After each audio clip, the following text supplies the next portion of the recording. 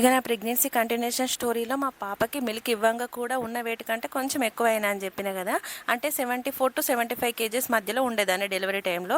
So పాప పుట్టిన తర్వాత కొంచెం తగ్గినట్టు ఒక 4 kgs అట్లా. నెక్స్ట్ మళ్ళీ సేమ్ వెయిట్కి వచ్చిన అంటే పాపకు 6-7 months వచ్చేసరికి ఇక నేను మెయిన్గా వెయిట్ తగ్గకపోవడానికి నాకు తెలిసిన రీజన్ ఏంటిదైతే నేను ఏ పథ్యం ఉండలేదు. ఏదో బలవంతంగా ఒక్క 1 month ఉండగంతే. ఇక నెక్స్ట్ మంత్ నుంచి వెళ్ళి కొన్ని తినడం స్టార్ట్ చేసిన. అంటే పెరుగు, పప్పులు, కొన్ని పులుపు ఐటమ్స్, కొన్ని రకాల ఫ్రూట్స్ ఎక్సెట్రా. ఇక ఫ్రూట్స్ తింటే ఇక ముట్టింది పట్టింది సర్దిలు ఎత్తది, దగ్గులు ఎత్తది పాపకు అన్నట్టు.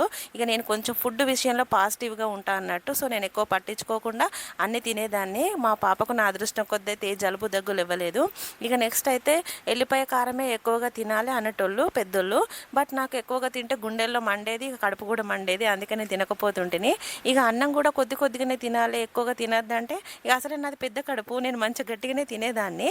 ఇక ఈ రీజన్స్ వల్లనే నాకైతే పొట్ట తగ్గలేదని అనుకుంటున్నా. కంటిన్యూషన్ కోసం ఫాలో అవ్వండి, సబ్స్క్రైబ్ చేసుకోండి.